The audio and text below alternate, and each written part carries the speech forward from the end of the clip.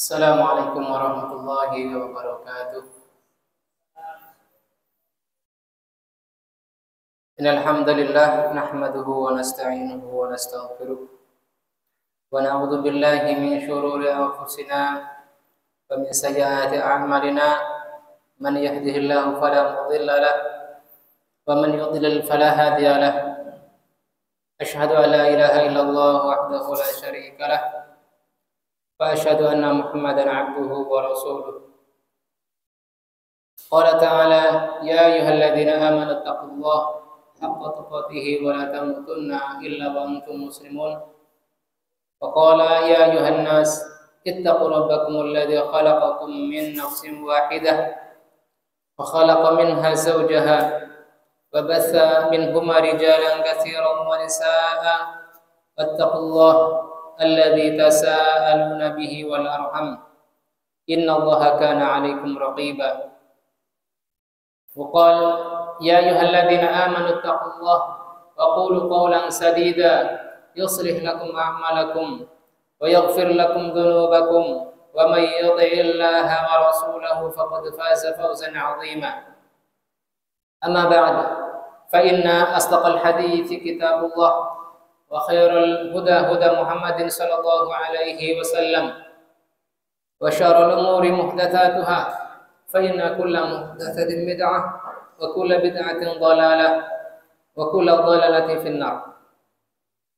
Jamaah Masjid Muhammad Ramadan, baik bapak-bapak maupun ibu-ibu rahimani wa rahimakumullah.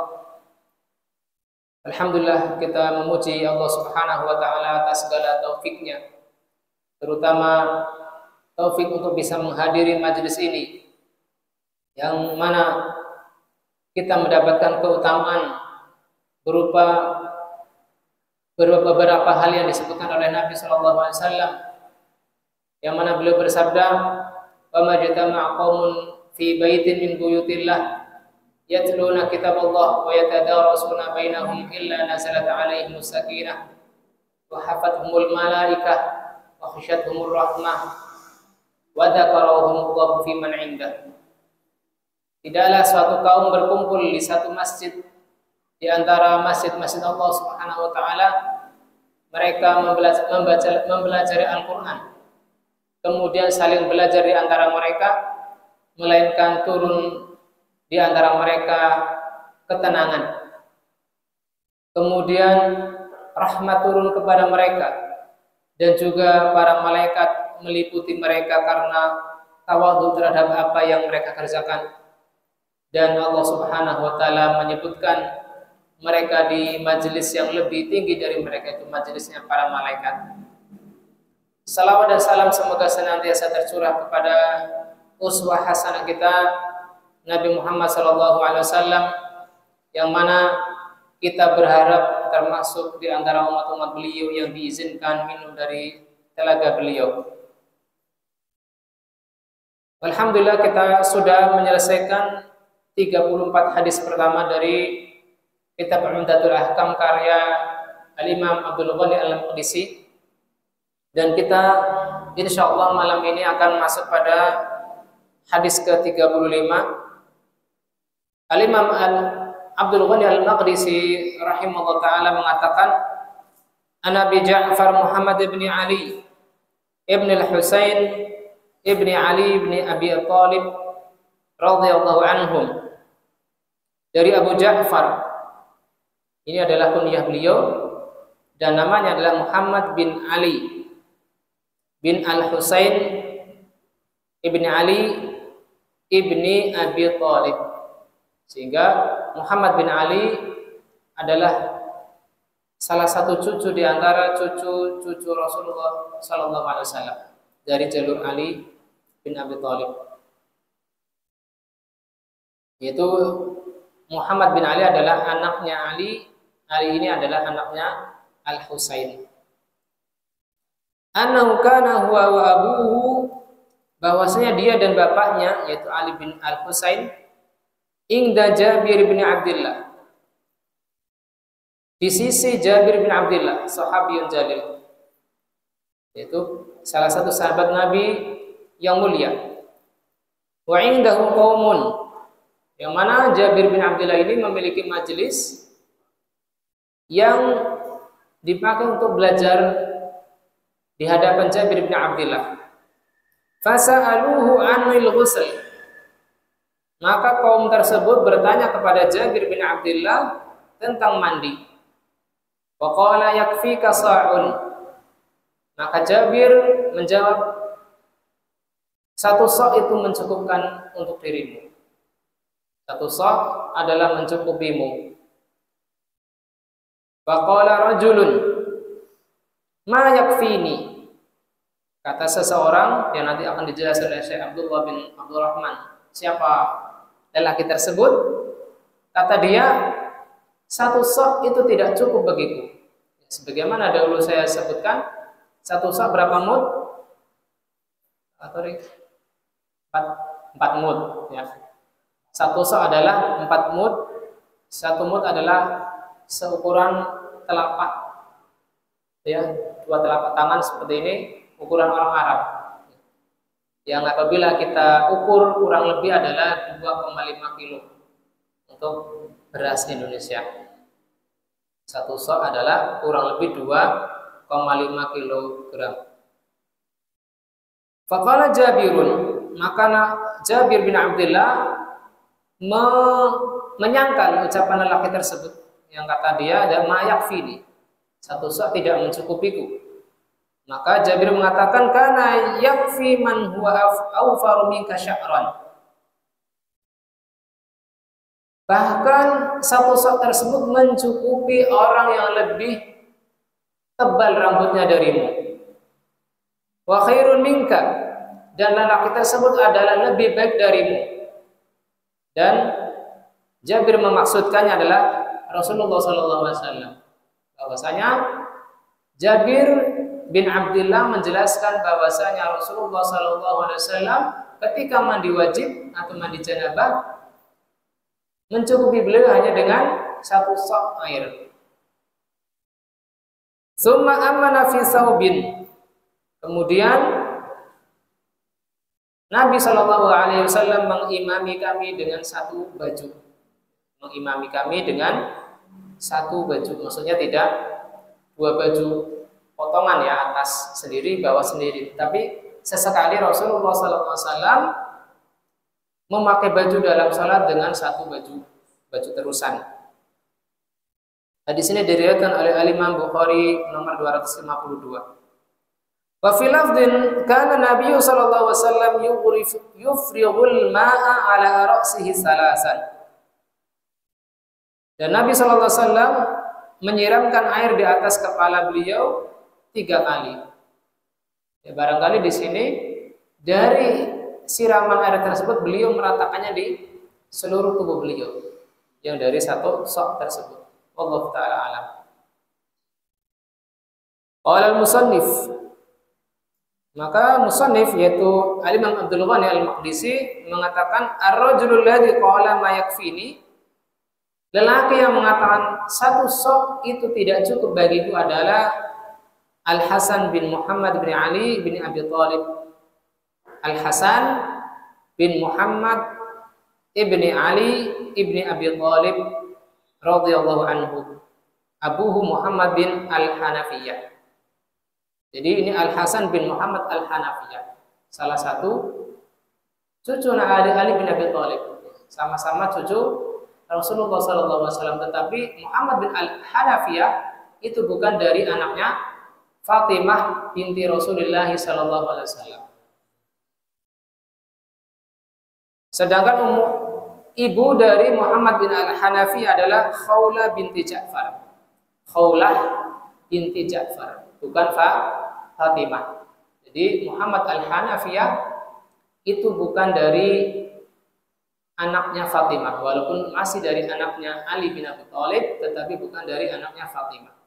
Yang mana Khawlah binti Ja'far ini dinikahi oleh Ali bin Abi Thalib setelah wafatnya Fatimah binti Rasulullah SAW.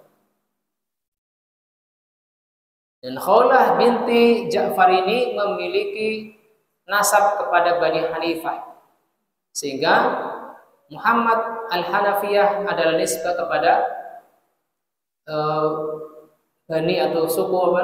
Suku ibunya. Karena Khawlah binti Ja'far adalah salah satu dari Bani Hanifah. Baik, kita lanjutkan.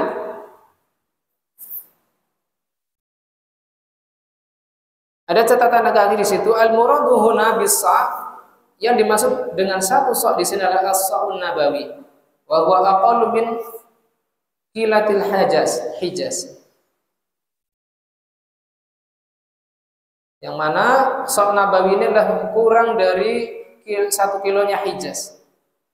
Wa sa'un najdin bil khamsi wa khamsil khams. Jadi di sini adalah sa' Nabi sallallahu alaihi wasallam berbeda dengan sa' di tempat-tempat yang lain. Dan ini pun masih terjadi silang pendapat. Ada yang sangat kecil sekali satu mudnya dan ada yang agak besaran. Kita masuk ke al-ma'na lijmali. Makna global atau makna keseluruhan dari hadis ini disebutkan oleh Syekh Al-Bassam, karena Abu Ja'far wa abuhu, yaitu Abu Ja'far, yaitu siapa tadi? Muhammad bin Ali bin Al-Husain ibni Ali bin Abi Thalib, dan bapaknya yaitu Ali bin Al-Husain, di salah satu sahabat Nabi SAW yang mulia, yaitu Jabir bin Abdullah. Sehingga Abu Ja'far atau Muhammad bin Ali dan Ali bin Al-Husain ini salah satu di antara tabi'in. Fasa'alal qaumu Jabiran amma yakfi minal ma'. Dan kaum yang ada di hadapan Jabir bin Abdullah ini bertanya kepada Jabir tentang apa yang mencukupi mereka ketika mandi, yaitu mandi janabah. Maka Jabir menjawab, yakfi kasa'an, engkau cukup dengan satu sa'. Wa kana Al-Hasan bin Muhammad bin Hanafiyah, dan Al-Hasan bin Muhammad ibn Al-Hanafiyah ma'al qaumi 'inda Jabir. Dia adalah salah satu orang yang ada di kaum tersebut yang tidak bersama dengan Abu Ja'far. Wa qala inna hadzal qadra la yakfini lil ghusl. Ukuran ini tidak mencukupiku untuk mandi minal janabah, dari mandi janabah. Maka Jabir seakan-akan menjawab, kana yakfi man huwa afaru wa akshafu wa aktsafu minka sya'ran. Bahkan satu sa' ini mencukupi orang yang lebih lebat dan lebih banyak rambutnya darimu. Wa khairun minka, dan lebih baik secara derajat darimu. Bahkan itu adalah kakek beliau sendiri, kakek dari Al-Hasan bin Muhammad Al-Hanafiyah. Fayaqulu ahrasa minka ala taharatihi wa dinihi. Dan dia, yaitu Rasulullah SAW, lebih semangat, lebih cermat darimu dalam hal bebersih dan agamanya, dalam hal taharah dan agamanya, yaitu Nabi SAW. Thumma ba'da an igtasala bihadas sa' ammana fis shalah. Kemudian setelah Nabi SAW mandi dengan satu sa' tersebut, beliau mengimami kami di dalam salat. Mimma yadullu ala annahu tatahhara bihada sa' at-taharatul kafiyah. Yang mana ini menunjukkan bahwasanya Nabi SAW melakukan toharo dengan satu sa', dengan toharo yang mencukupi, yang kafiyah, yang tidak batal, tetapi sah. Maka apa yang bisa kita ambil dari faidah hadis ini? Yang pertama adalah wujubul ghusli minal janabah. Wajibnya mandi dari janabah. Wa dzalika bi ifadatil ma'i 'alal adwi. Hal itu adalah dengan cara menuangkan air di atas anggota. Wasayalanuhu alaihi, dan mengalirkannya di atas anggota badan kita setelah menyiram dan kita gosokkan atau kita ratakan sehingga tidak perlu banyak menggunakan air. Berbeda apabila kita tidak meratakannya dengan tangan kita, tentu lebih butuh banyak air lagi. Famata hasala dzalika ta'addal wajib. Maka ketika air tersebut sudah rata, maka kita sudah menunaikan kewajiban. Qala fi Bidayatul Mujtahid, yaitu Ibnu Rusyd, penulis kitab Bidayatul Mujtahid, dia mengatakan la yastadillu bihi ala luzumid dalqi. Hal itu tidak menunjukkan wajibnya menggosok. Tidak menunjukkan wajibnya menggosok badan kita yang sudah terkena air. Hanya wajib untuk meratakan. Ya, meratakan berbeda dengan menggosok. Kalau menggosok itu apa? Dengan menghilangkan daki. Adapun meratakan hanya meratakan airnya saja agar mengenai seluruh anggota badan kita. Wala ala adamihi, dan tidak pula menafikan tidak boleh menggosok. Jadi baik menggosok badan kita, menghilangkan daki atau pakai sabun, pakai sampo, maka tidak wajib dan tidak pula dinafikan, tidak pula terlarang, boleh-boleh saja. Asal tidak sampai mubadir atau menggunakan air berlebihan. Semisal orang yang menguras ulat ya karena saking banyaknya. Makanya ada kebiasaan pengantin baru yang mungkin mereka malu-malu mandi malam-malam dengan cara berjongkok mandinya karena khawatir kedengaran bergebyur ya, kebiasaan mandinya seperti orang menguras sekolah sehingga mandinya sambil jongkok. Ya, kalau paham bahwasanya mandi yang mencukupi adalah dengan satu sok, maka dia tidak perlu berjongkok, mandi dengan berdiri pun cukup dengan satu sok, dengan mandi seperempat gayung terus diratakan seperempat gayung diratakan dan mungkin itu cukup satu gayung setengah, tidak sampai setengah kolah dan lebih. Kemudian yang ketiga, an-nasa alladhi huwa arba'atu amdad yakfi lil ghusl minal janabah. Bahwasanya sah yang mana dia adalah sebanyak 4 mud adalah cukup untuk mandi dari janabah, yaitu hadas besar. Ibnu Daqiq Al-Aid rahimahullah taala mengatakan walaysa dzalika ala sabilit tahdid. Ya. Satu sok ini bukan pembatasan, kata Ibnu Daqiq Al-Aid. Ya, jadi tidak mengapa boleh lebih dari satu sok asal tidak sampai berlebihan. Faqad dalatil ahadisu ala maqadiri mukhtalifatin. Menurut penelitian beliau,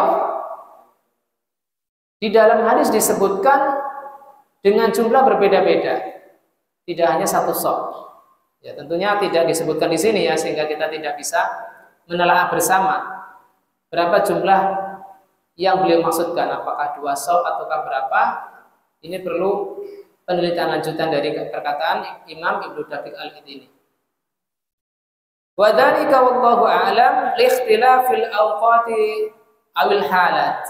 Dan hal itu wallahu a'lam adalah karena perbedaan waktu dan keadaan. Jadi penggunaan air pada Nabi sallallahu alaihi wasallam ketika mandi adalah jumlahnya tidak sama rata, tidak satu sok saja, tetapi mungkin satu sok adalah jumlah minimal. Kaqillatil ma'i wa kasratihi. Karena perbedaan waktu dan keadaan, semisal karena air yang kurang atau kadang-kadang banyak. Wasafari wal hadar, dan ketika saat safar, ketika bepergian, ataupun saat mukim di Madinah. Sehingga menurut Ibnu Daqiq Al-Aid ini bukan pembatasan, bahwasanya tidak boleh lebih dari satu sok. Ya, boleh-boleh saja lebih dari itu sedikit asal tidak sampai melampaui batas. Kemudian faedah keempat, istihbabut takhfifi fi ma'i taharah. Disukai untuk sedikit menggunakan air ketika toharo, tidak berlebihan. Ya, caranya tadi dengan bisa mengguyur air dengan cara menggunakan seperempat gayung atau setengah gayung, yang biasanya satu gayung penuh, maka usahakan kurangi sedikit-sedikit. Dan setelah diguyur lalu kita ratakan dan seterusnya, sehingga maksud dari penggunaan hemat air adalah tercapai. Faidah kelima, al-ingkaru ala man yukhalifu sunnatan Nabi sallallahu alaihi wasallam. Adanya penetapan, yaitu bentuk pengingkaran terhadap orang yang menyelisihi sunnah. Terhadap pengingkaran terhadap orang yang menyelisihi sunnah, sebagaimana ucapan Jabir bin Abdullah radhiyallahu anhu, kana yakfi man huwa awfaru minka sya'ran wa khairun minka. Ketika dia mendengarkan perkataan Al-Hasan bin Muhammad Al-Hanafiyah bahwasanya satu-satunya Nabi itu tidak mencukupiku, sehingga apa? Dibantah oleh Jabir, bahkan itu cukup untuk orang yang lebih baik darimu, yaitu kakekmu sendiri, Rasulullah Sallallahu Alaihi Wasallam. Itu adalah bentuk pengingkaran. Walaupun penggunaan lebih dari satu sosok itu boleh, tetapi ketika menyatakan itu tidak cukup, maka dibantah oleh salah satu sahabat Nabi, itu Jabir bin Abdullah. Begitupun banyak sahabat-sahabat Nabi yang lain yang membantah orang-orang setelah beliau, setelah mereka yang mengerdilkan sunnah Nabi Sallallahu Alaihi Wasallam. Semisal Ibnu Umar yang mentahdir, yang memboikot anaknya sendiri ketika Ibnu Umar membawakan hadis Nabi bahwasanya tidak mengapa para perempuan sholat berjamaah di masjid. Maka anak dari Ibnu Umar ini mengatakan, bahkan saya akan melarang mereka mendatangi masjid. Maka sikap Ibnu Umar bagaimana? Saya tidak akan berbicara kepadamu selama-lamanya. Aku membawakan hadis Nabi dan engkau membawakan dengan ra'yumu sendiri, dengan pendapatmu sendiri. Begitulah pembelaan para sahabat Nabi terhadap sunnah Nabi Sallallahu Alaihi Wasallam, sangat besar sekali. Jadi memposisikan hadis Nabi tidak sebagai perkataan, tidak sebagaimana perkataan manusia biasa. Kita mengagungkannya walaupun mungkin belum mampu mengamalkannya. Baik, kita masuk ke bab ke-6, yaitu bab tayammum. Dijelaskan oleh Syekh Al-Bassam rahimahullah taala, at-tayammum fil lughati al-qasdu. At-tayammum secara bahasa artinya al-qasdu, yaitu niat ataupun tujuan. Sebagaimana firman Allah taala, wala aminal baital haram. Benar enggak di situ, Pak? Yang bawa kitab sama enggak? Ya, sepertinya ini keliru ya. Keliru dalam membawakan ayat. Yang lebih tepat adalah sebagaimana dalam surat Al-Baqarah yang Allah Subhanahu wa taala berfirman, ya ayyuhalladzina amanu anfiqu min thayyibati ma kasabtum wa mimma kharajna minal ardi wa la tayammamul ada yang ingat Ustaz Hafid? Khabitha mimma tunfiqun wa lastum bi akhirihi illa an tughmidu fihi wa'lamu anna Allaha ghaniyyun hamid wa la tayammamul khabitha minhu tunfiqun. Ya, jadi jangan kamu tayammum, di situ jangan kamu meniatkan menyedekahkannya dengan kamu sendiri yang tidak suka dengan benda tersebut. Di situ adalah perintah bersedekah dengan apa? Mimma kasabtu, dengan apa yang kita kerjakan dari pekerjaan kita dan dari hasil tanah yang kita olah. Dan jangan engkau menyedekahkannya dengan cara apa? Benda yang kamu sendiri tidak menyukainya. Jadi kalau kita bersedekah dengan cara yang terbaik. Di situ wala tayammumul khabitha minhu tunfiqun walastum biakhidhi. Di sini jangan kamu meniatkannya dengan apa yang kamu sendiri tidak suka. Jadi tayammum di sini artinya adalah al-qasdu atau niat atau tujuan. Adapun wala aminal baital haram, jangan kamu mengganggu orang yang ingin mendatangi Al-Baitul Haram. Di sini tidak ada kata-kata tayamumnya di sini.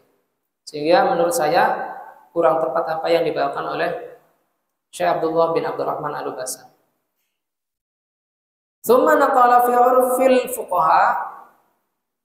Kemudian beliau menukilkan dari definisi para ahli fikih bahwasanya tayamum adalah mashul wajhi wal yadaini bi syai'in nas'id, mengusap wajah dan kedua tangan dengan sesuatu dari debu. Li'anal masiha qasada ila sa'id, karena orang yang mengusap itu meniatkannya dengan atau memaksudkannya dengan debu yang suci tersebut. Dan sebagian ulama lain memberikan definisi, wa qad arrafahu ba'dul ulama biqoulihi taharatun turabiyatun tashtamilu ala mashil wajhi wal yadaini 'inda 'adamil ma'i aw 'adamil qudrati 'ala istimalihi. Yaitu taharah menggunakan tanah, taharatun turabiyatun tashtamilu ala mashil wajhi wal yadaini, yang mana bentuk taharahnya dengan cara mengusap wajah dan kedua tangan ketika tidak ada air. Jadi semata-mata bukan karena dia tidak menginginkan menggunakan air, tidak. Karena itu bisa tidak sah. Jika ada air lalu dia malah menginginkan menggunakannya dengan tanah, maka itu tidak sah. Kecuali apa?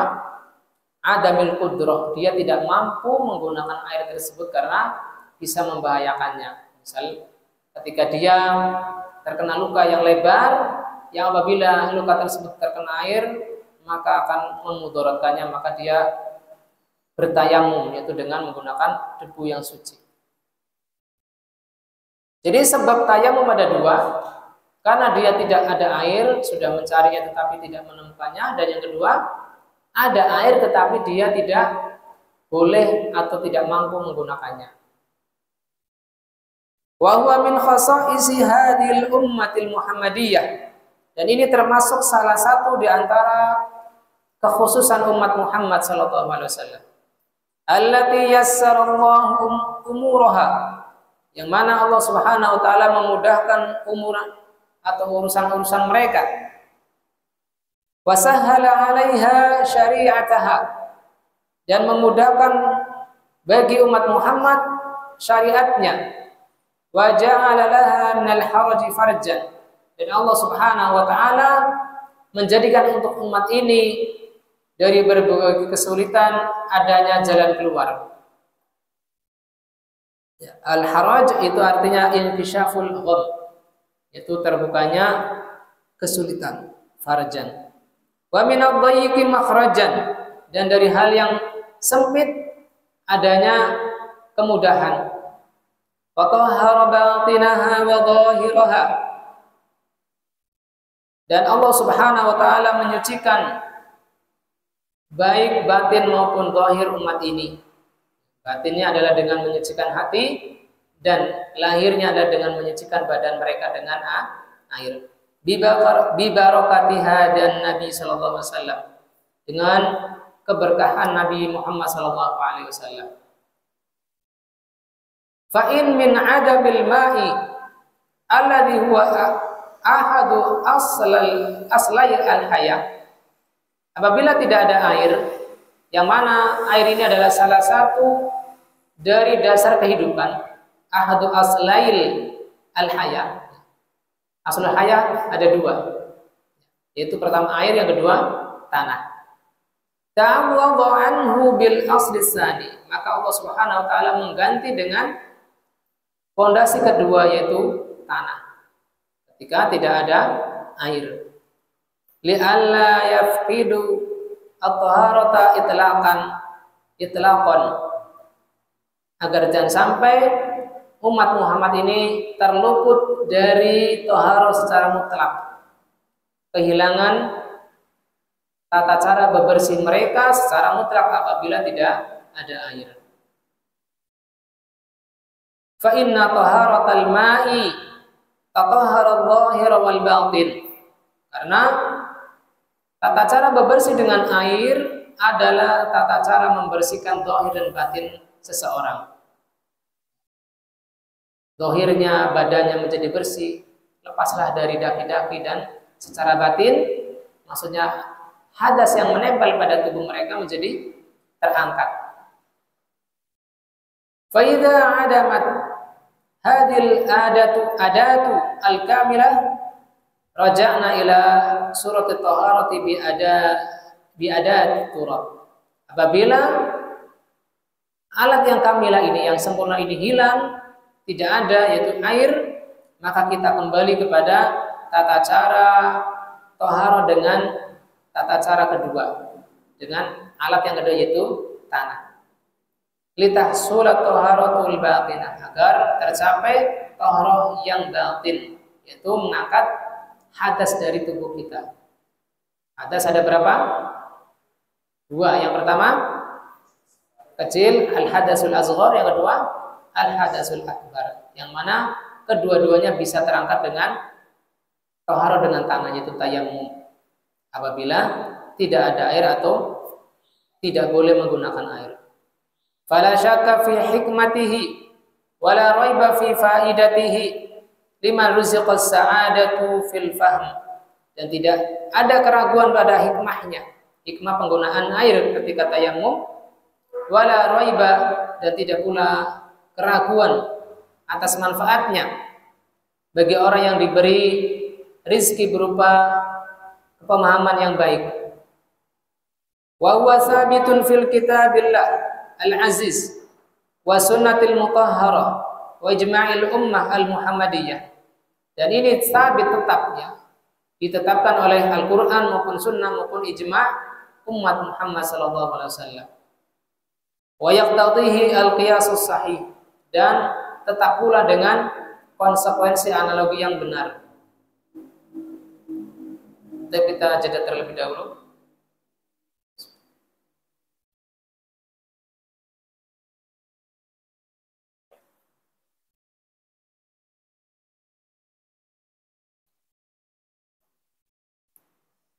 Kita masuk pada hadis pertama dalam pembahasan tayamum ini, yaitu hadis ke-36. Qala al-muallif rahimahullah ta'ala an Imran bin Husain, dari Imran bin Husain radhiyallahu anhu, anna Rasulullah sallallahu alaihi wasallam ra'a rajulan mu'tazilan lam yusalli fil qaum. Bahwasanya Rasulullah sallallahu alaihi wasallam melihat seorang laki-laki yang menjauhkan diri, mu'tazil, yaitu menyendiri, yang mana dia tidak sholat bersama kaumnya. Faqal ya fulan ma mana'aka an tusalliya fil qaumi. Wahai fulan, apa yang menghalangimu untuk sholat bersama kaummu, sholat berjamaah? Faqala ya Rasulullah, maka dia menjawab, wahai Rasulullah, asabatni janabatun walama, aku terkena janabah, dia terkena hadas besar yang mewajibkan dia mandi, tetapi dia tidak menjumpai air. Faqala alaika bisa'id, maka wajib bagimu menggunakan tanah yang bersih, tanah yang suci. Fa innahu yakfika, karena itu mencukupimu dari harus menggunakan air untuk mandi. Ini adalah termasuk salah satu keringanan agama Islam, sehingga kita tidak terbebani dengan beban yang teramat berat apabila kita tidak mampu mengamalkannya. Kata mu'tazilan artinya la munfaridan 'anil qaum, yaitu menyendiri dari kelompoknya. Mutanahiyan anhum, menjauh dari mereka.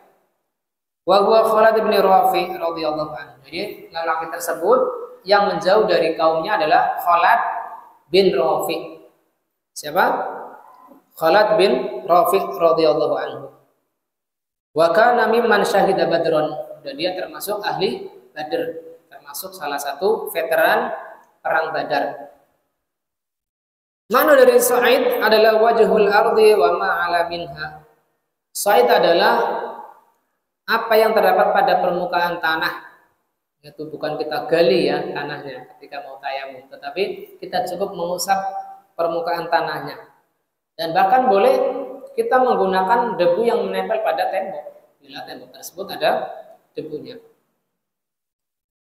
Makna umum dari hadis ini bahwasanya Nabi Shallallahu Alaihi Wasallam sholat dengan sahabat beliau yaitu pada saat sholat subuh. Falamma faragha min sholatihi, ketika Nabi Shallallahu Alaihi Wasallam selesai dari sholatnya, ra'a rajulan, beliau melihat seorang laki-laki. Tidaklah beliau bisa melihat seorang laki-laki, melainkan ketika beliau selesai sholat, beliau berbalik menghadapkan wajahnya ke jamaah. Ini adalah kebiasaan Nabi Shallallahu Alaihi Wasallam. Lam yusalli ma'ahum, beliau melihat lelaki tersebut menyendiri dan tidak ikut sholat berjamaah, sehingga termasuk dari syariat Nabi Muhammad SAW adalah kita sholat bersama kaum yang menegakkan sholat utama di suatu masjid, tidak menyendiri, mendahului atau menunggu teman-teman kita sendiri. Apabila di masjid tersebut sholat jamaah sudah ditegakkan, walaupun teman-teman kita masih tertinggal, mungkin karena masih wudhu, ada yang masih di kamar mandi, maka tidak perlu kita tunggu. Jangan masbuk berjamaah. Ya. Ini terus bagaimana kebiasaan adik-adik yang di SMP, karena saling menunggu di depan kelas sehingga masbuk berjamaah. Ini tidak menjadi kebiasaan yang baik. Ya. Karena akan menjadi perkara yang gharib, perkara yang nyeleneh. Ketika sudah ditegakkan iqamah, tetapi dia tetap duduk-duduk di teras masjid, tidak ikut sholat berjamaah bareng. Ini adalah perkara yang gharib, aneh. Sebagaimana teguran Nabi SAW pada pemuda ini, yaitu Khalid bin Rafi, ketika beliau menyendiri. Ya. Fakana min kamali lutfin Nabi sallallahu alaihi wasallam wa husni da'watihi ila Allah annahu lam yu'annifhu ala takhallufihi al jamaah. Dan di antara sempurnanya akhlak Nabi yang lembut dan baiknya dakwah beliau kepada Allah, beliau tidak langsung memarahi Khalid bin Rafi ketika dia takhalluf, ya, tidak hadir dalam salat berjamaah, hatta ya'lamu sabab fi dzalik, sampai beliau menanyakan apa yang menjadi sebab dia memisahkan diri dari salat berjamaah. Ini adalah termasuk juga akhlak Nabi. Ketika kita melihat orang yang dhahirnya soleh, lalu melakukan hal yang menurut kita mungkar, maka tidak langsung kita ingkari, tetapi kita tanyakan apa sebabnya. Ini perlunya tabayun atau klarifikasi. Apa yang menyebabkan fulan kok berubah? Yang tadinya kelihatan soleh, lalu kok berubah? Ada hal-hal yang tidak patut kita lihat. Maka tanyakan terlebih dahulu. Ini bentuk tabayun. Bukan langsung mentahdirnya, memboikotnya dan seterusnya. Ini termasuk akhlak Nabi SAW. Faqala ya fulan ma mana'aka an tusalliya ma'al qaum. Hai fulan, apa yang menghalangimu atau apa yang menyebabkanmu tidak salat bersama jamaah? Fasyaraha udrahu, maka Khalid bin Rafi menjelaskan alasannya. Yang mana dalam persangkaan Khalid ini bi annahu qad asabatu janabah wa la ma'a 'indah. Dia terkena janabah dan tidak mendapati air untuk mandi. Fa akhara as-salata hatta yajid al-ma'a wa yatatahhar. Maka dia mengakhirkan salat sampai mendapatkan air, lalu dia bersuci. Faqala sallallahu alaihi wasallam, inna Allah ta'ala qad ja'ala laka min lutfihi ma yaqumu maqamal ma'i fit taharah atau fit tatahhur. Sesungguhnya Allah Subhanahu wa ta'ala telah menjadikan untukmu, karena kelembutannya, apa yang menggantikan posisi air ketika tidak ada air, yaitu dengan cara menggunakan tanah yang suci. Wa huwa sa'id. Fa 'alaika bihi, maka wajib bagimu atau mencukupi bagimu tanah yang bisa engkau gunakan untuk bersuci. Fa innahu yakfika 'anil ma'. Itu cukup bagimu ketika tidak ada air. Beberapa faedah dari hadis tayamum ini, yaitu hadis yang pertama adalah at-tayammum yanubu munabal ghusli fit tatahhur minal janabah. Bahwasanya tayamum bisa menjadi ganti dari mandi, ya, pada saat bersuci dari janabah. Itu sesuai dengan syaratnya, ya, yaitu ketika tidak ada air atau ada air tetapi kita terhalang dari menggunakannya. Yang kedua, anna tayammuma la yakunu illa li'adimil ma'i awil mutadarrir bisti'malihi.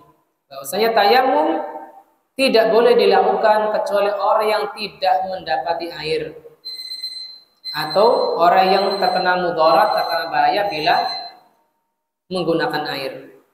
Waqad basata ar-rajulu udrahu wa huwa 'adamul ma' faqarrahu an-nabi sallallahu alaihi wasallam 'ala dzalik. Lelaki yang di dalam hadis itu telah menjelaskan atau menyatakan alasannya, yaitu tidak mendapati air, sehingga Nabi sallallahu alaihi wasallam pun menyetujuinya untuk menggunakan tanah yang suci untuk tayamum. Baik, karena sudah terdengar alarm, maka kita jeda kajian kita sampai dikumandangkan adzan. Wassallallahu ala nabiyina Muhammadin wa ala alihi wasallam.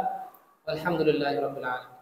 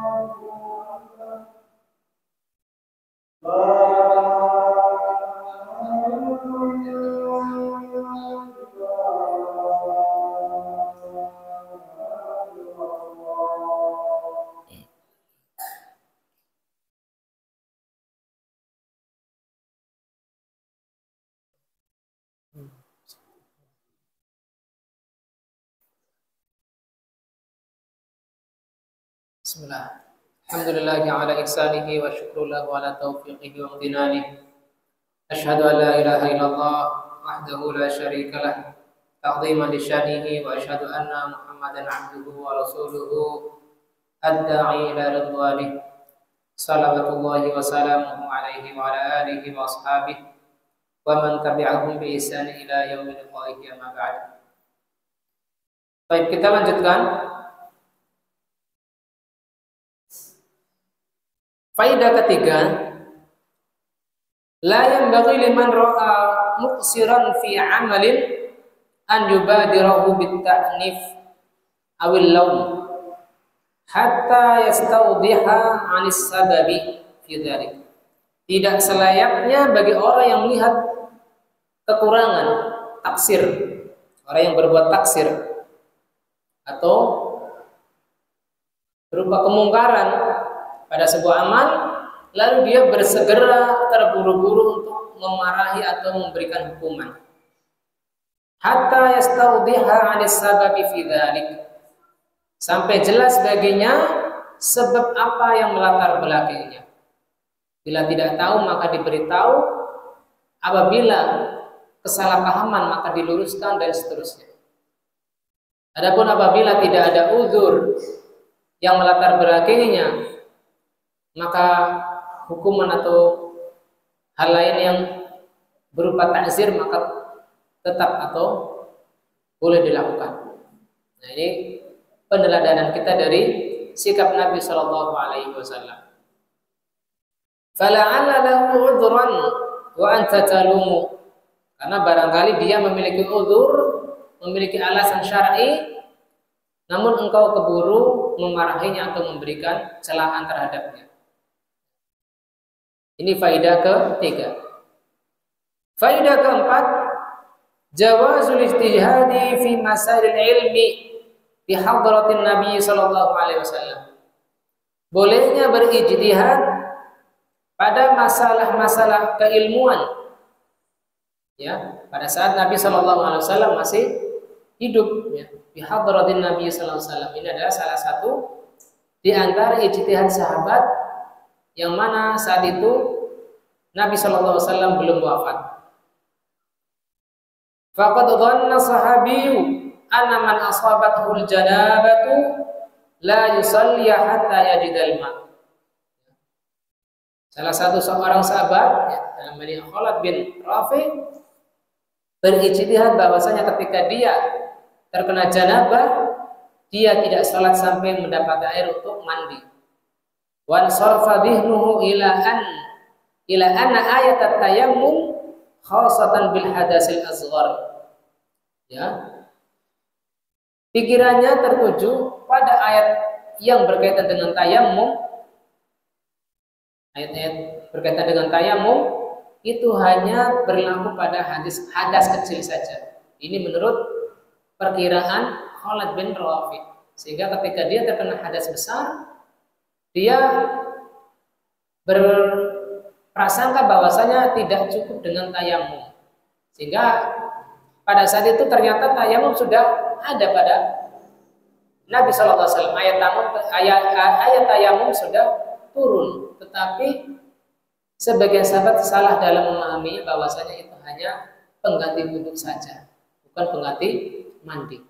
Dan ini diluruskan oleh Rasulullah SAW bahwasanya tayammum bisa juga menjadi pengganti mandi ketika tidak ada air. Baik, kita masuk pada hadis ke-37 atau hadis kedua dari bab tayammum.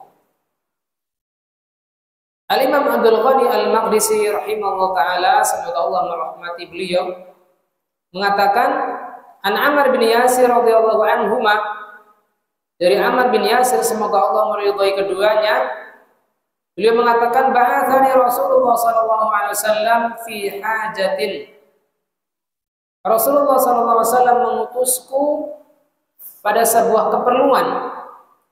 Fa ajnabtu.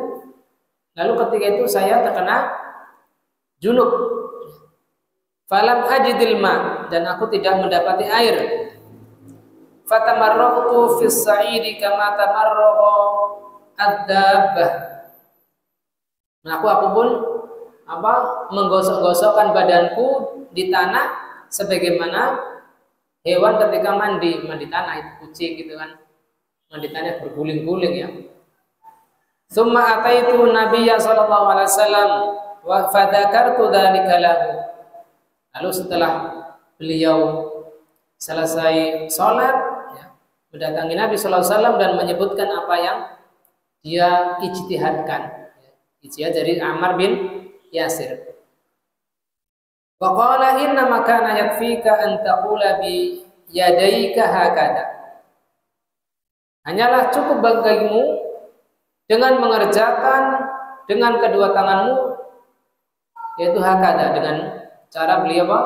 Dharaba bi yadayhi ala Allah. Beliau memukulkan tangannya ke tanah darbatan wahidatan, satu kali pukulan. Pukulan itu bisa berarti juga apa? Usapan, ya. Sebagaimana hadis yang apa? Ketika Nabi Sallallahu Alaihi Wasallam bersuci dari membersihkan istinja ketika junub. Beliau setelah membersihkan janabahnya di farji beliau memukulkan ke tanah. Dimaknai oleh Syekh Abdullah, memukulkan di situ maksudnya mengusapkan, menggosokkan ke tanah atau ke tembok. Jadi kita ketika akan tayamum juga sama, tidak harus memukulkan tanah gitu, menepukkan juga boleh diusapkan ke tanah. Ya. Tsumma dharaba biyadaihi al-ardha darbatan wahidah. Tsumma masaha syamal 'alal yamin, dan mengusapkan bagian yang kiri di atas yang kanan, wa dhahira kaffaihi, dan bagian punggungnya, wa wajhahu, dan kemudian wajahnya. Nah, di sini diriwayatkan oleh Imam Bukhari dan Muslim. Ya.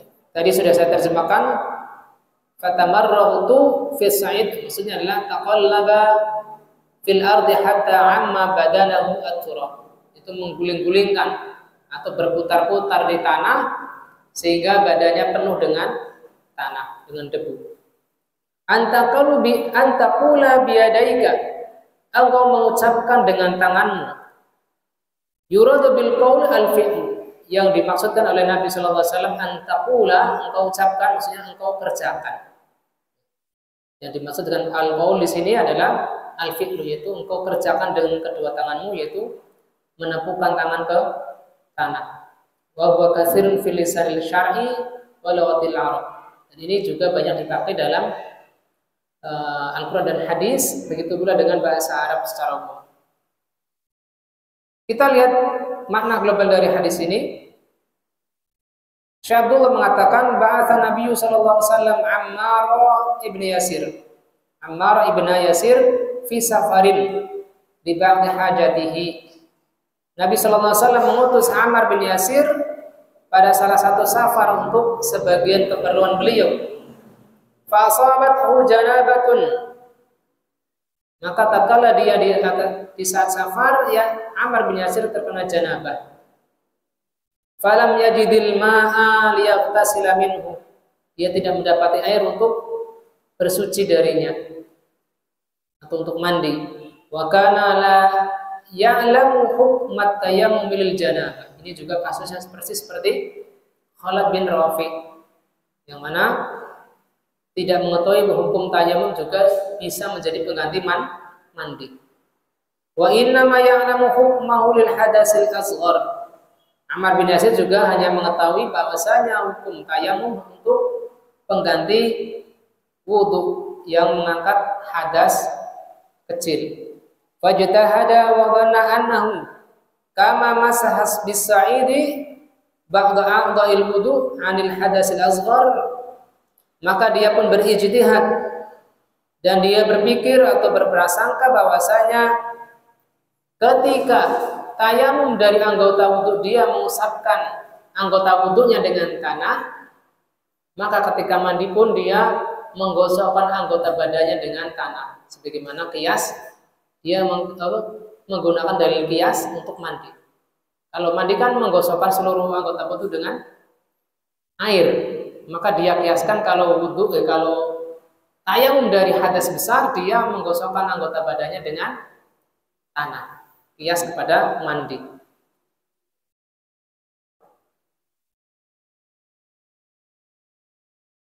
Fala budda an yakuna tayammum minal janabati bi ta'mimil badani bis-sa'id qiyasan 'alal ma'i. Jadi dia membuat kias. Ya, walaupun qiyas adalah benar di kalangan Ahlussunnah, tetapi kalau qiyasnya salah, kias ma'al farik, maka hukum kiasman produk kiasnya juga gagal. Jadi dalam hal ini kita meyakini atau mengakui adanya kias dari Nabi Shallallahu Alaihi Wasallam. Sebagaimana dahulu ketika orang yang hendak melunasi hutang puasanya, yaitu puasa nadar, maka Nabi juga membuat kias orang yang berhutang kepada orang lain, maka hutang Allah lebih utama untuk dilunasi. Ya. Jadi kias itu berlaku, tetapi selama syarat kias dan produk kiasnya adalah benar. Tapi apabila produk kiasnya adalah keliru, maka tidak diakui produk tersebut. Bukan kiasnya yang diingkari, bukan ya. Di sini Ammar bin Yasir menggunakan kias mandi kepada tayamum dengan menggosokkan seluruh badannya. Fataqallaba fi sa'idi hatta ammahu turabu wa shalla. Maka ketika Nabi sallallahu alaihi wasallam ketika dia datang kepada Nabi sallallahu alaihi wasallam wa kana fi nafsihi mimma amilahu syai', dan pada dirinya terdapat keraguan apakah ijtihadnya benar atau ijtihadnya salah. Maka Ammar bin Yasir menanyakan hasil ijtihadnya kepada Rasulullah sallallahu alaihi wasallam. Dzakara lahu dzalika liyara hal huwa ala shawab am la. Apakah ijtihadnya benar atau keliru? Maka Nabi sallallahu alaihi wasallam mengoreksi ijtihad Ammar bin Yasir dengan ucapan beliau, yakfika an ta'mimi badanika kullihi biturab. Bahwasanya engkau tercukupi dari meratakan seluruh badanmu dengan tanah, antadriba biyadaika al-ardha darbatan wahidah. Engkau cukup dengan apa? Menepukkan kedua tanganmu ke tanah dengan satu tepukan. Summa tamsahu syamalaka ala yaminik, lalu engkau usapkan tangan kirimu di atas tangan kananmu. Wa dhahra kaffaika, dan seluruh bagian tanganmu, ya, kaf, ya, telapak tangan dan wajahmu. Satu faedah yang tidak disebut oleh Syaikhulllah, seakan-akan hadis ini menyebutkan mendahulukan apa? Kedua tangan dari wajah. Tapi nanti dijelaskan oleh Syekh Abdullah bahwasanya tetap didahulukan wajah dari tangan. Sebagaimana dalam wudu wallahu a'lam. Di sini terdapat perbedaan pendapat. Hal yujzi'u fit tayammum darbatan wahidatan lil wajhi wal kafain? Apakah mencukupi dengan satu tepukan tangan untuk wajah dan dua telapak tangan, atau butuh dua tepukan? Ya. Ini perbedaan pendapat pertama. Kemudian yang kedua, wa hal la budda minal mashi 'alal yadaini ilal mirfaqain? Apakah tayamumnya itu harus dari tangan sampai ke siku atau tidak? Atau cukup dengan dua telapak tangan saja? Sebagian dari mereka, dari para ulama, diantaranya Imam Syafi'i, berpendapat ila annahu la budda min darbataini. Sebagian ulama berpendapat harus dengan dua tepukan, satu tepukan untuk wajah, satu tepukan untuk telapak tangan. Dan telapak tangannya pun sampai siku. Ini yang berpendapat dengan dua kali tepukan. Dan mereka pun berhujjah dengan beberapa hadis, di antaranya sebagaimana diriwayatkan oleh Imam Ad-Daruqutni rahimahullah taala dari Ibnu Umar, at-tayammum darbatan. Ini hadis yang diriwayatkan oleh Ibnu Umar, tayamum itu dengan dua kali tepukan. Darbatun lil wajhi wa darbatun lil yadaini ilal mirfaqaini. Satu tepukan untuk wajah dan satu tepukan lagi untuk dua tangan sampai siku.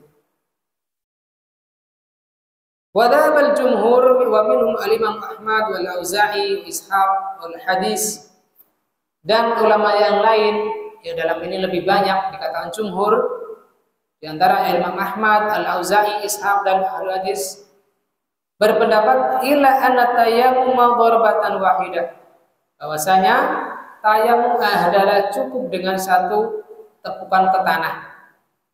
Wa annahu la yumsahu illa al-wajh wal kaffa. Tidaklah dia mengusapkan dari satu tepukannya itu kecuali untuk wajah dan dua telapak tangan. Mustadillina bi ahadits sahihah. Mereka yang berpendapat dengan pendapat kedua ini berdalil dengan dalil hadis yang sahih, di antara hadis Ammar bin Yasir ini dengan kaifiyah yang langsung secara sahih dari Nabi sallallahu alaihi wasallam. Ya. Yakfika an taqula bi yadayka hakadha thumma daraba bi yadayhi al-ardha darbatan wahidah. Di sini disebutkan darbatan wahidah.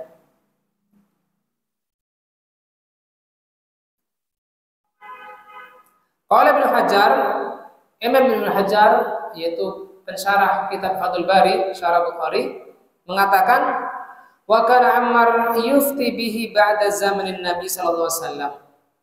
Adalah Ammar berfatwa setelah zamannya Nabi, yaitu setelah wafatnya Rasulullah sallallahu alaihi wasallam. Minha hadis wa rawi lil hadis a'rafu bi muradihi. Dan rawi yaitu rawi hadis yang dalam hal ini Ammar bin Yasir, ketika dia berfatwa dengan hal yang serupa dengan hadis adalah dia lebih paham dengan isi apa yang dia riwayatkan. Sehingga ini lebih tepat menurut Ibnu Hajar al-Asqalani rahimahullah ta'ala. Dan ulama yang berpendapat dengan pendapat kedua ini menjawab tentang hadis yang dibawakan oleh kelompok hadis ulama pertama. An ahadisi darbataini wal mirfaqaini, bahwasanya hadis tersebut tidak kuat. Wala naj'alu tilkal hadis fi shaffil ahadis sihah al-wadhih.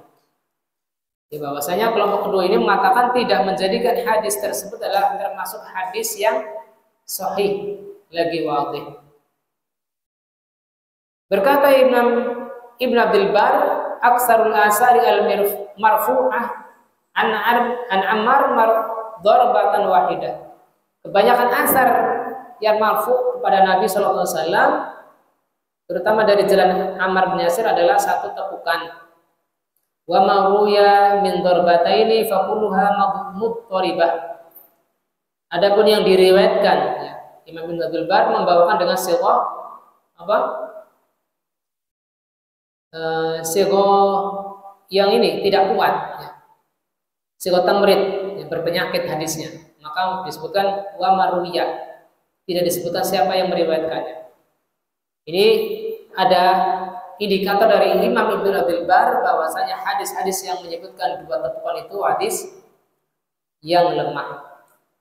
Bahkan beliau mengatakan faqulu wa mudharibah, seluruhnya goncang, tidak kuat.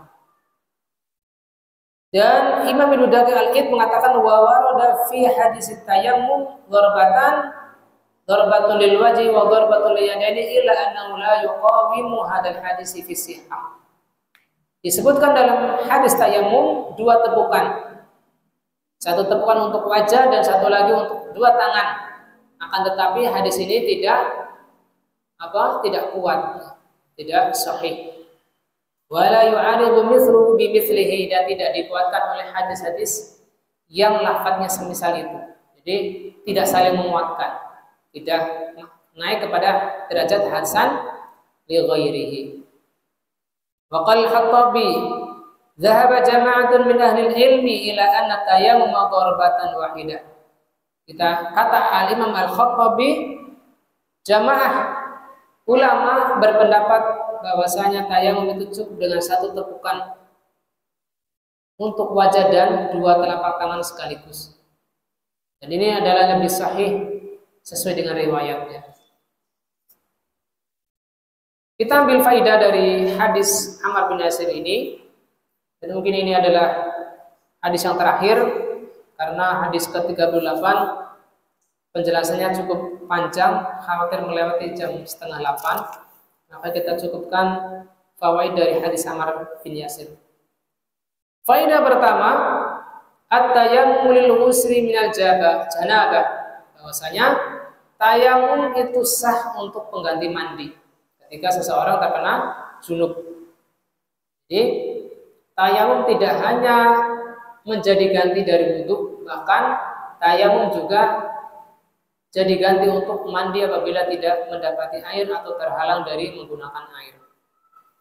Yang kedua, annahu la budda min talabil ma'i qabla tayammum. Hendaknya seseorang yang ingin mandi atau wudu, dia mencari air terlebih dahulu sampai memungkinkan mendapatkan air sebelum keluar dari waktu sholat.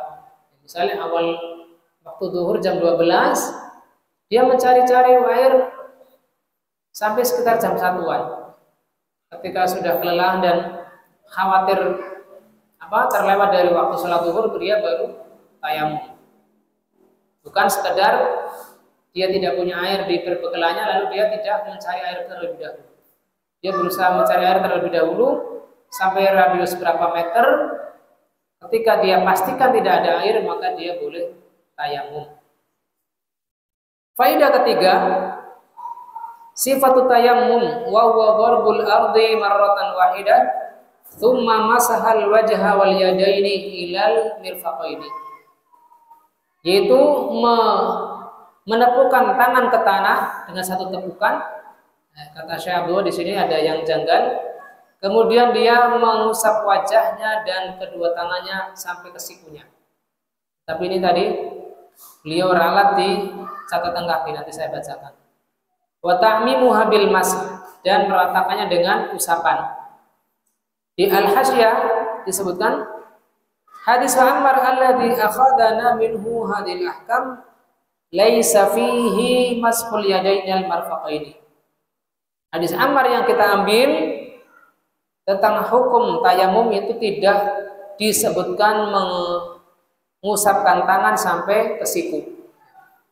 Bal sharihatun al-iqtisar 'alal kaffaini, bahkan dengan jelas menyebutkan kaf saja. Kaf itu apa? Telapak tangan. Jadi pergelangan tangan sini, baik telapak depan maupun punggungnya, tidak sampai siku. Adapun siku tadi disebutkan dari hadis yang dhaif, hadis Ibnu Umar. At-tayammum darbatun lil wajhi wa darbatun lil yadaini ilal mirfaqaini. Hadisnya adalah lemah atau mutharib. Sehingga ketika Syekh Abdul sendiri menggunakannya untuk faidah ini, saya rasa kurang tepat karena diambil dari hadis yang mutharib atau guncang. Qala Ibnu Rusyd, ya, ini beliau adalah penulis Bidayatul Mujtahid, mengatakan itlaqu ismil yadi 'alal kaffi adharu min itlaqihi 'alal kaffi wasta'id. Penyematan kata tangan kepada telapak tangan, yaitu al-kaf, itu lebih kuat, lebih nampak dari penyematannya, pengitlakannya atas kaf, yaitu telapak tangan, dan sa'id. Sa'id itu adalah lengan bawah.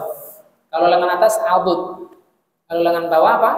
Sa'id atau dhira. Nah, jadi kata Ibnu Rusyd, pengarang Bidayatul Mujtahid, bahwasanya yang lebih kuat adalah cukup mengusapkan tangan ketika tayamum hanya sampai kaf saja, telapak tangan sampai sini, bukan sampai mirfaq atau sampai siku. Walaupun Syekh Abdullah pada awalnya beristidlal dengan hadis yang lemah itu sampai ke siku juga. Faidah keempat, dzakara San'ani rahimahullah taala anna al-'athaf fi riwayati hadzal hadisi qad jaa bil wawi. Al-Imam As-San'ani menyebutkan huruf sambung yaitu 'athaf pada berbagai riwayat ini kadang datang menggunakan huruf wawu, wa tufidu al-'athaf mutlaq. Yang berfaedah adalah atofnya adalah atof mutlak. Jadi boleh mendahulukan wajah terlebih dahulu ataukah tangan terlebih dahulu. Jadi kalau penggunaan riwayatnya menggunakan huruf waw. Wajah bil fa'i wa summa. Kadang-kadang di riwayat lain menggunakan fa atau summa. Wa tufidani at-tartib. Kalau menggunakan huruf fa dan summa maka harus urut, yaitu wajah dulu baru tangan. Wa tartibu ziyadah. Dan ini riwayat-riwayat yang membawa penggunaan kata fa dan summa itu adalah ziyadah atau apa namanya? Ziyadatus siqah. Ziyadatus siqah. Wa ziyadatu minal adil maqbulah. Adapun ziyadah siqah dalam periwayatan adalah diterima. Dan ini memberikan faidah tertib, tidak boleh mendahulukan tangan terlebih dahulu baru wajah. Apabila tangan yang dimaksud adalah pengganti ketika kita berwudu sampai ke siku ya. Karena berwudu sampai ke siku itu setelah wajah terlebih dahulu.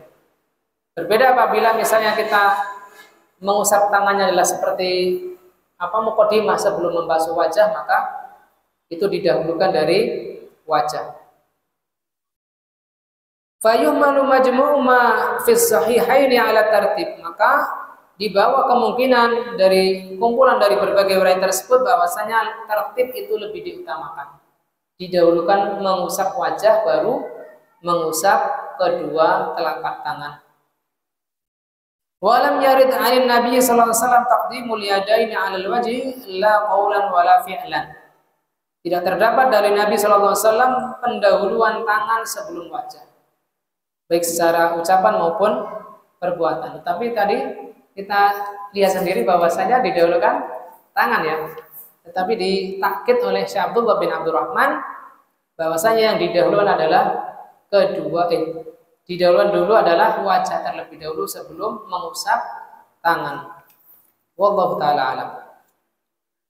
Faidah kelima, anna tayammum lil hadasil akbar. Bahwasanya tayamum itu juga bisa digunakan untuk mengangkat hadas besar. Kat tayammumi lil hadasil asghar fi sifati wal ahkam. Sebagaimana tayamum juga bisa digunakan untuk mengangkat hadas kecil baik secara sifat maupun hukumnya. Secara sifat itu tidak berbeda. Ketika tayamum dari hadas kecil dengan mengusap wajah dan kedua telapak tangan, begitupun ketika seseorang terkena hadas besar lalu terhalang dari menggunakan air, maka dia juga mengusap wajah dan kedua telapak tangan. Tidak berbeda kaifiyah. Begitupun hukumnya. Sah digunakan untuk sholat. Yang keenam, al-ijtihadu fi masail ibadat. Bolehnya beristihad dalam masalah-masalah ibadah. Tentunya apabila belum sampai ilmunya kepada kita. Kita misalnya punya dalil tentang masalah A, maka kita bisa gunakan itu untuk berijtihad, untuk berijtihad, untuk mengolah hasil berpikir kita sendiri. Sebelum kita menemukan orang yang lebih faqih dari kita untuk kita tanyai. Tentunya apabila kita ragu-ragu dari hasil ijtihad kita, maka kita tanyakan apakah ijtihad kita benar atau salah. Kemudian yang ketujuh, annal mujtahida idza adda ijtihaduhu ila ghairi shawab wa fa'ala al-ibadah summa tabayyana lahu as-shawab ba'da dzalika fa innahu la yu'idu tilkal ibadah. Bahwasanya seorang mujtahid bila telah menunaikan hasil ijtihadnya tetapi ternyata ijtihadnya keliru dan dia sudah menunaikan ibadah, maka dia tidak perlu mengulangi ibadahnya karena dia beribadah berdasarkan hasil pikirnya, bukan karena kelalaiannya. Wallahu taala alam bissawab.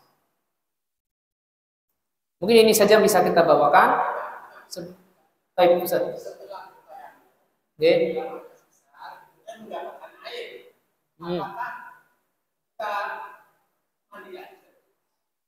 Apabila tayamumnya itu sebelum menunaikan sholat, maka kita mandi. Tetapi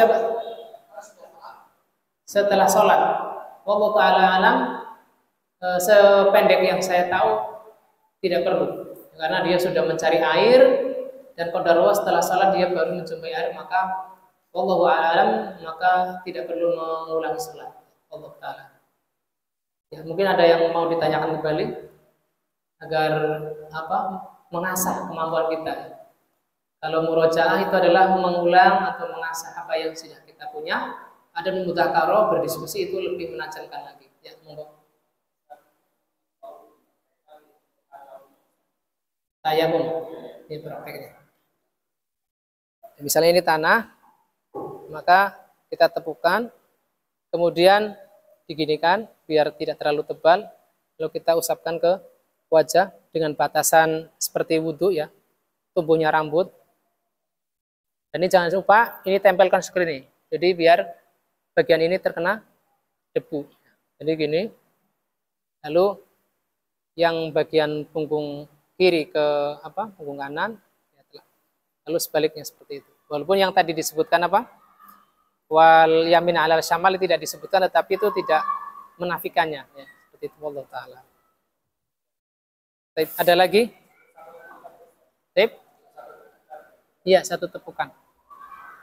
Karena tadi yang disebutkan dari dua tepukan adalah hadisnya lemah. Walaupun apabila kita melakukannya tidak menjadikan batal, tidak mengapa. Tapi yang lebih warid, lebih kuat adalah dengan satu tepukan dan itu cukup ya, atau sah. Mungkin ada masalah fikih yang sudah kita bahas pekan-pekan lalu terus baru teringat sekarang, jika boleh ditanyakan sebelum kita menegakkan sholat isya, atau cukup?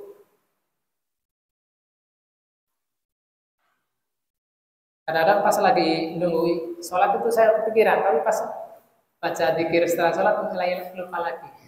Qadarullah, masyaallah. Tapi kalau tidak ada yang mau ditanyakan, maka kita cukupkan majelis kita. Kurang lebihnya mohon maaf apabila ada kekeliruan secara lafaz ataupun hasil berpikir saya adalah kurang tepat, maka monggo dikoreksi baik di majelis lain ataukah secara munfarid. Insya Allah saya terbuka untuk diskusi apabila ada kekeliruan. Kita tutup majelis kita dengan doa kafaratul majelis. Subhanakallahumma wa bihamdik, asyhadu an la ilaha illa anta, astaghfiruka wa atubu ilaik. Billahi taufiq wal hidayah wal minkum. Wassalamualaikum warahmatullahi wabarakatuh.